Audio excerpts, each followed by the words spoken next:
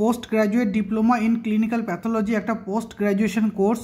যে কোনো life science graduate যার 50% নাম্বার আছে সে এই কোর্সটা করতে পারে। কোর্সের ডিউরেশন 1 বছর। কোর্সটা করার পর প্যাথোলজিস্ট হিসেবে রেজিস্ট্রেশন পাওয়া যায়। তার ফলে অ্যাজ এ প্যাথোলজিস্ট বেসরকারি হসপিটালগুলোতে কাজ করা যায়, নিজস্ব ক্লিনিক খোলা যায়। তবে সরকারি নিয়োগ এই ধরনের প্যাথোলজিস্ট হয় না সাধারণত, সেক্ষেত্রে এমডি প্যাথোলজিস্টকেই প্রিফার করা হয়। এখানে ভর্তি হওয়ার জন্য বিভিন্ন প্রসেস থাকে, যেমন ডাইরেক্ট অ্যাডমিশন হয়, কোথাও কোনো মেডিকেল কলেজে মেরিট বেসড অ্যাডমিশন হয়, কোথাও কোথাও এন্ট্রান্স এক্সামও হয়। এন্ট্রান্স এক্সাম যেমন NEET PG, NEET NEET PG. বিভিন্ন কলেজে এই কোর্সটা পড়ানো হয়, যেমন AFMC Pune, DY Patil Vidyapeeth, Osmania medical college.